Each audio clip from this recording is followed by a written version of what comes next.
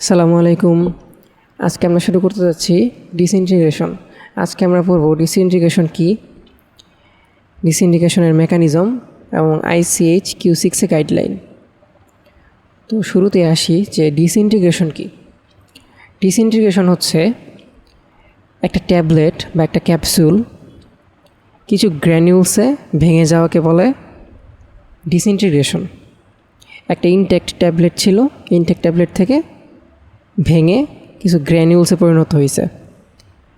এই প্রসেসটাকে আমরা বলতেছি ডিসইন্টিগ্রেশন। সিম্পল ওয়ার্ডে বলতে গেলে এর একটা প্রসেস যেখানে একটা ট্যাবলেট ভাঙে, সেটা ট্যাবলেট বা ক্যাপসুল যে কোনো কিছু হতে পারে, ভেঙে স্মলার এবং সফটার পার্টিকেলে পরিণত হয় বা গ্র্যানিউলসে পরিণত হয়। অবশ্যই স্মল হতে হবে এবং কি সফট হতে হবে।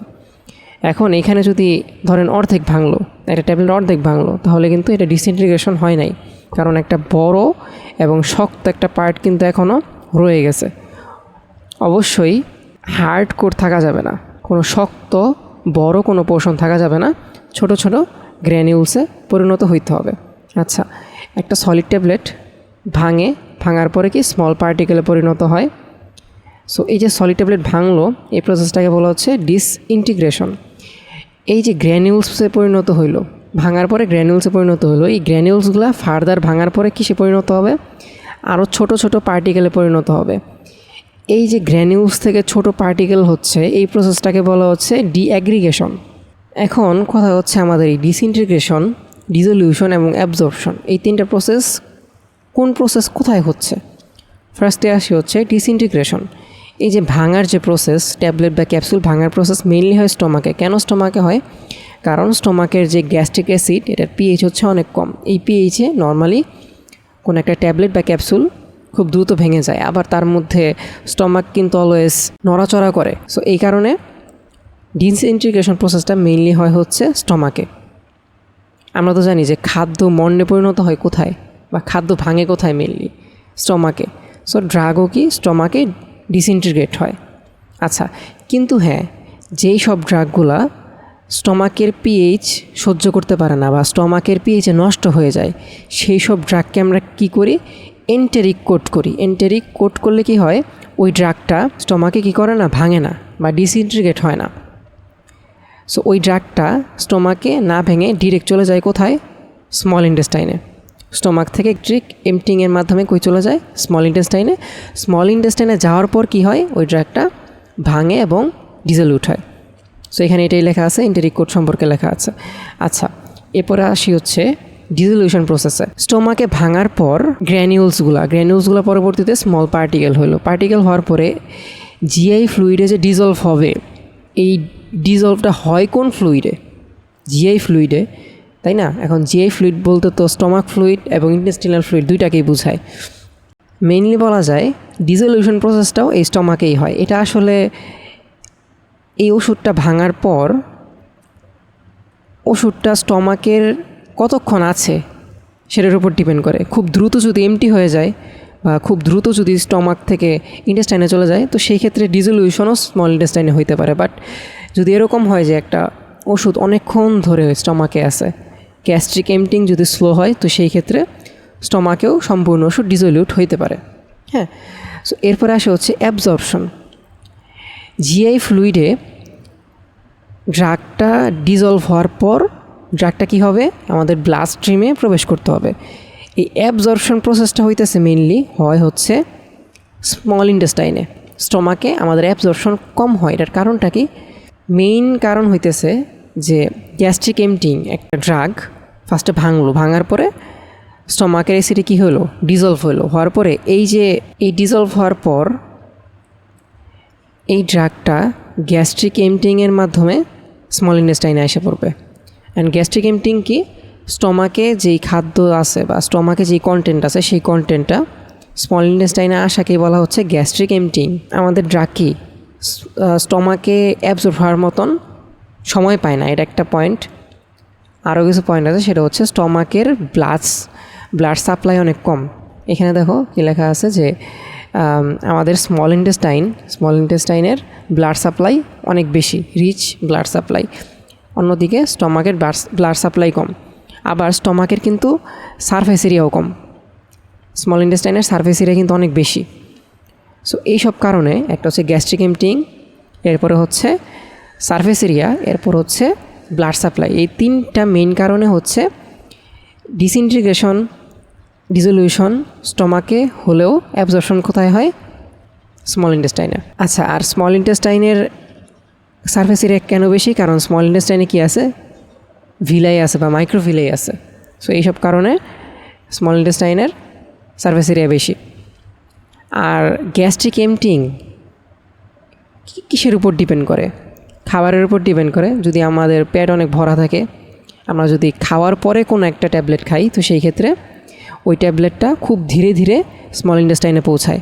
কারণ গ্যাস্ট্রিক এমপ্টিং কী হয়? দেরিতে হয়। সো আমরা যেসব ওষুধের ক্ষেত্রে চাচ্ছি যে অনসেট অফ অ্যাকশন বা ওষুধ অ্যাকশন দেখাকে একটু দেরি করে, সেসব ওষুধ কি আমরা খাবারের সাথে খাই। এবং আমরা যেসব ওষুধের ক্ষেত্রে চাচ্ছি যে ওষুধটা তাড়াতাড়ি ইফেক্ট দেখ, সেই ওষুধগুলো হচ্ছে আমরা খাবার আগে খাই বা খালি পেটে খাই। আর আরেকটা জিনিস যেটা গ্যাস্ট্রিক এমপ্টিং এফেক্ট করে, সেটা হচ্ছে পানি। আমরা যদি বেশি পানি খাই, সেই ক্ষেত্রে গ্যাস্ট্রিক এমপ্টিং দ্রুত হয়, এবং যদি পানি কম খাই, সেক্ষেত্রে গ্যাস্ট্রিক এমপ্টিং ধীরে হয়। আচ্ছা, সব ধরনের ওষুধেরই কি ডিসইন্টিগ্রেশন টেস্ট করার দরকার আছে? সব ধরনের ডোজেস ফর্মের কি ডিসইন্টিগ্রেশন টেস্ট করার কোনো দরকার আছে, যে সে স্টমাকে ঠিক মতন ভাঙতেছে কি না? আচ্ছা, ধরেন লজেন্স, আমরা যেই সব ওষুধ চুষে খাওয়ার জন্য বানাই, সেই ওষুধগুলোর কি ডিসইন্টিগ্রেশন টেস্ট করার দরকার আছে? কখনোই দরকার নেই। কারণ সেই ওষুধটা ডিসইন্টিগ্রেট হচ্ছে আমাদের মুখের ভিতরে। সো ওই ওষুধটা স্টমাকের ভিতরে ডিসইন্টিগ্রেট ঠিকভাবে হবে কিনা সেটা তো টেস্ট করার আমার দরকার নেই। সো লজেন্সের ক্ষেত্রে আমাদের ডিসইন্টিগ্রেশন টেস্ট করা দরকার হচ্ছে না। চিউয়েবল ট্যাবলেটস, যেই ট্যাবলেটগুলো আমরা চিবিয়ে খাই, এই ট্যাবলেটগুলো তো ডিসইন্টিগ্রেট হচ্ছে আমাদের মুখে। সো এই ট্যাবলেটগুলোর কি কোনো ডিসইন্টিগ্রেশন টেস্ট করার দরকার নাই। আচ্ছা, এরপরে সাস্টেইনড বা এক্সটেন্ডেড রিলিজ ট্যাবলেট, যে ট্যাবলেটগুলোর ক্ষেত্রে আমরা চাচ্ছি যে এই ট্যাবলেটটা ডিসইন্টিগ্রেট হোক দেরি করে, আমরা চাইতেছি যে এই ট্যাবলেট ডিসইন্টিগ্রেট দেরি করে হোক। সো সেই ক্ষেত্রে এই ট্যাবলেটটা দ্রুত ডিসইন্টিগ্রেট হচ্ছে কি না সেটা তো আমার দেখার দরকার নাই, কারণ আমি এটা বানাইছি এই পারপাসে যাতে ডিসইন্টিগ্রেট দেরি করে হয়। সো এখানে ডিসইন্টিগ্রেশন টেস্ট করার দরকার নাই। আর লিকুইড ফিল্ড সফট জেলাটিন ক্যাপসুলের ক্ষেত্রেও আমাদের ডিসইন্টিগ্রেশন টেস্ট করার দরকার নাই। কেন দরকার নাই? কারণ যেই ক্যাপসুলের ভিতরে লিকুইড ড্রাগ থাকে, যেই ক্যাপসুলের ভিতরে লিকুইড ড্রাগ থাকে, সেই ক্যাপসুল যদি হালকা রাপচার হয় বা হালকা ভাঙে, ওই ক্যাপসুলের উপরের যে লেয়ারটা, ক্যাপসুলের যে শেলটা, সেই শেলটা যদি অল্প ভাঙে, সেই ক্ষেত্রে কিন্তু ভিতরের যে লিকুইডটা বের হয়ে আসবে, এবং লিকুইড বের হওয়া আসা মানেই লিকুইডটা সাথে সাথে ডিজলভ হয়ে যাবে। সো এখানে তো ডিসইন্টিগ্রেশনের কোনো প্রসেসই নেই, এখানে ভাঙার প্রসেস আছে, শেল ভাঙার প্রসেস আছে। তো সেই ক্ষেত্রে আমরা এখানে ডিসইন্টিগ্রেশন টেস্ট না করে আমরা করতে পারি কি, রাপচার টেস্ট করতে পারি, শেল রাপচার টেস্ট করতে পারি। আর শেলটা ভাঙা মানেই কী হয়ে গেল? ড্রাগটা বের হয়ে গেল এবং সাথে সাথে ডিজলভ হয়ে গেল। আচ্ছা, সো এই চারটা ক্ষেত্রে আমাদের ডিসইন্টিগ্রেশন টেস্টের কোনো দরকার নাই, যদিও বা এই ড্রাগগুলো কি সলিড ডোজেস ফর্ম। আচ্ছা, এখন আসি হচ্ছে ICH Q6 গাইডলাইনে। এখন আমাদের ফার্স্টে বুঝতে হবে যে ICHটা কী। ICHের ফুল মিনিং হচ্ছে ইন্টারন্যাশনাল কাউন্সিল ফর হারমোনাইজেশন। এরা মেইনলি হচ্ছে আপনারা ভাবতে পারেন সংবিধানের মতন, যেখানে বিভিন্ন নিয়ম লিপিবদ্ধ আছে।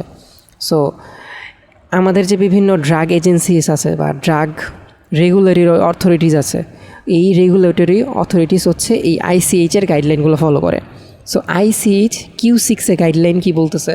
ধরেন আপনি একটা ব্যাচ ট্যাবলেট বানাইছেন, একটা ব্যাচ ট্যাবলেটে কিন্তু অনেকগুলো ট্যাবলেট থাকে। সো এই ব্যাচকে আপনি ডিজলিউশন টেস্ট করা ছাড়াই বাজারে ছাড়তে পারবেন। আমরা জানি কি, একটা ব্যাচ তৈরি করার পরে, একটা ব্যাচ ট্যাবলেট বা ওষুধ তৈরি করার পরে সেই ওষুধের উপরে কিন্তু বিভিন্ন পরীক্ষা নিরীক্ষা চালাতে হয় বাজারে ছাড়ার আগে। সো তার মধ্যে কিন্তু ডিজলিউশন টেস্টটা খুব ইম্পর্ট্যান্ট। আমরা কোনো একটা ব্যাচের ডিজলিউশন টেস্ট করা ছাড়াই বাজারে ছাড়তে পারবো। ওই ব্যাচের যদি আমরা শুধুমাত্র ডিসইন্টিগ্রেশন টেস্ট করি এবং সে যদি ডিসইন্টিগ্রেশন টেস্ট পাস করে, তাহলেই আমরা বাজারে ছেড়ে দিতে পারবো, আমাদের ডিজলিউশন টেস্ট করার দরকার নাই। এটা কোন ক্ষেত্রে আমরা পারবো সেটাই বলতেছে ICH Q6 গাইডলাইন। এখন আমরা একটা পয়েন্ট আসি, সেটা হচ্ছে ডিসইন্টিগ্রেশন টেস্ট এবং ডিসোলিউশন টেস্টের মধ্যে পার্থক্য। ডিসইন্টিগ্রেশন টেস্ট করতে তুলনামূলক কম সময় লাগে। একটা ড্রাগ ডিসইন্টিগ্রেট বা ভাঙতে কিন্তু সময় কম নেয় তুলনামূলক, এবং ডিসইন্টিগ্রেশন টেস্ট করা ইজি। অন্যদিকে ডিসোলিউশন টেস্টের ক্ষেত্রে সময়ও বেশি লাগে এবং প্রসেসটা অনেক কমপ্লেক্স। সো আমরা যদি এই ডিসোলিউশন টেস্টটাকে ওভারকাম করতে পারি, শুধুমাত্র ডিসইন্টিগ্রেশন টেস্টের মাধ্যমে যদি আমরা ওই ব্যাচকে বাজারে ছাড়তে পারি, সেক্ষেত্রে কিন্তু আমাদের সময়ও বাঁচতেছে এবং পরিশ্রমও বাঁচতেছে। সো কোন কোন ড্রাগের ক্ষেত্রে বা একটা ড্রাগ কি কি ক্রাইটেরিয়া মানলে আমরা তাকে শুধুমাত্র ডিসইন্টিগ্রেশন টেস্টের মাধ্যমেই বাজারে ছাড়তে পারবো, ডিসোলিউশন টেস্ট করা লাগবে না। প্রথমে আসে হচ্ছে ওই ড্রাগ যদি 80% ডিজলভ হয়ে যায় 15 মিনিটের মধ্যে।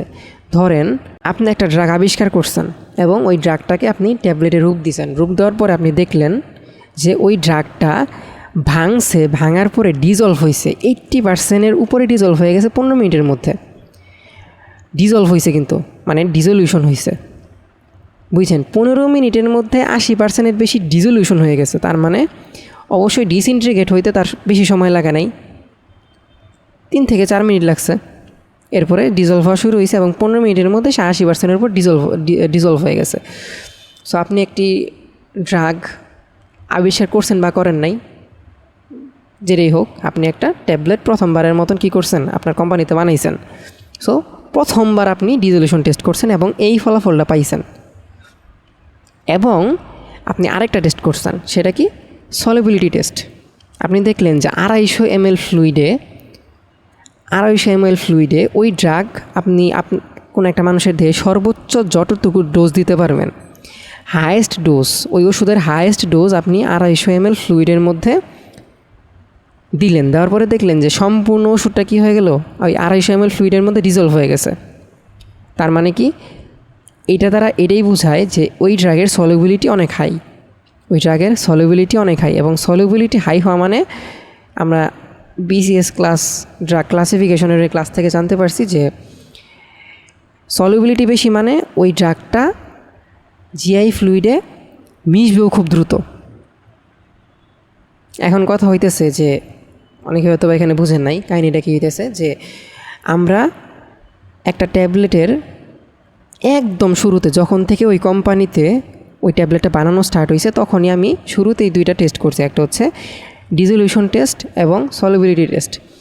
ধরেন এই ট্যাবলেটটা যখন প্রথমবারের মতো আমি বানাইছি, তখন আমি দেখলাম ড্রাগের ডিসোলিউশন অনেক ফাস্ট, 80%-এর উপর ডিসোলিউশন হয়ে যায় 15 মিনিটের মধ্যে, এবং ড্রাগের সলিবিলিটি অনেক হাই।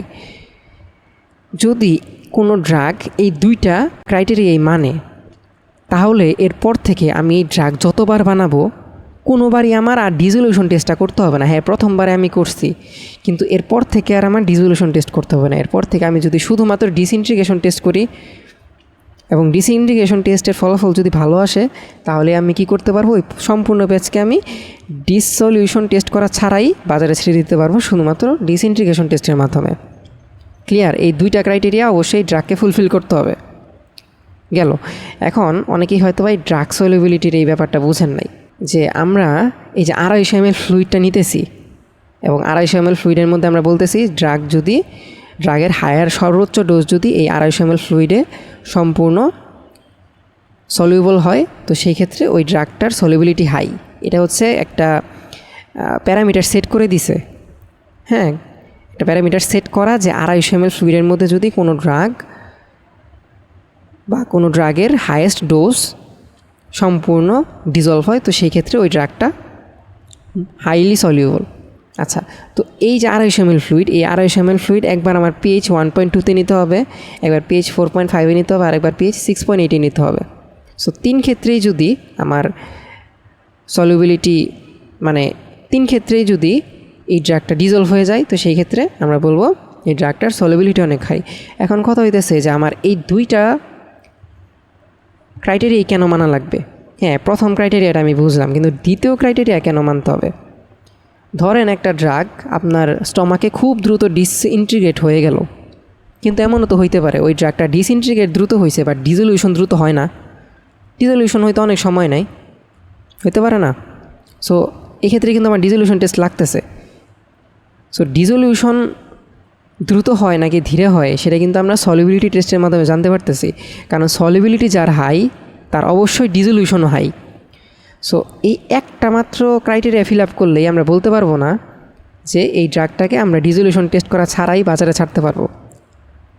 ধরেন এই ফার্স্ট রিকোয়ারমেন্ট মানছে, সেকেন্ডটা মানে নাই, তো সেই ক্ষেত্রে আমার অবশ্যই যে কোনো ব্যাচকে ডিজলিউশন টেস্টের মধ্যে দিয়ে যাইতে হবে। ঠিক আছে, সো এটাই লেখা আছে কেন আমরা সলিবিলিটি টেস্ট করতেছি, কেন আমরা শুধুমাত্র ক্রাইটেরিয়া 1 ফিল আপ করার পরেই এই কনক্লুশন আসতে পারতেছি না। সো এটা লেখা আছে রেগুলেটরি প্রসেস, আমরা একটু দেখে নিন। ফার্স্টে আমরা ডিজলিউশন স্টাডি করছি এবং সলিবিলিটি স্টাডি করছি।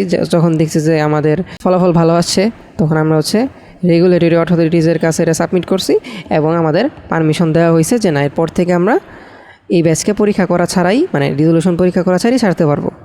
আচ্ছা, তো এখন আসে impact of disintegration on dissolution. এই ডিজলিউশনের উপরে প্রভাবটা কি, এখানে আমরা আসি। আমরা যদি চিত্র আগে দেখি যে এটা একটা ইনট্যাক্ট ট্যাবলেট। আমরা তো দেখছি যে ধরেন একটা চকলেট আমি পানিতে ছেড়ে দিলাম, এই চকলেটটা কিন্তু আস্তে আস্তে ওই চকলেটের ফুল ফর্মেই কিন্তু গলতে থাকবে, চকলেটটা ভাঙবে না, কিন্তু চকলেটটা কিন্তু আস্তে আস্তে ছোটো হইতে থাকবে। কারণ কি, চকলেটটা কিন্তু আস্তে আস্তে পানির মধ্যে গলতেছে। সেমভাবে এই ট্যাবলেটটাও না ভাঙা অবস্থাতেও কিন্তু এই ট্যাবলেটটা আস্তে আস্তে গলতে থাকবে, এই যে কিনার থেকে আস্তে আস্তে গলতে থাকবে। এই ট্যাবলেটের যতটুকু সারফেস ফ্লুইডের সংস্পর্শে আছে ততটুকু সারফেস থেকে কি আস্তে আস্তে ট্যাবলেটটা গলতে থাকবে এবং ডিজলভ হতে থাকবে জিআই ফ্লুইডের মধ্যে। কিন্তু এই ক্ষেত্রে এই যে ডিজলিউশনের রেটটা, গলার রেটটা কিন্তু অনেক কম, কারণ সারফেস এরিয়া খুব ছোট। সারফেস এরিয়া কি, যে এই ড্রাগের কতটুকু পোর্শন বা কতটুকু এরিয়া জিআই ফ্লুইডের সংস্পর্শে আছে ততটুকু এরিয়া থেকেই কিন্তু আমাদের ড্রাগ গলতে থাকবে। সো এই ক্ষেত্রে যতটুকু সারফেস এরিয়া, আমার যদি এই ড্রাগটা গ্র্যানিউলসে পরিণত হয় তাহলে কিন্তু সারফেস এরিয়া আরও বেশি হইল।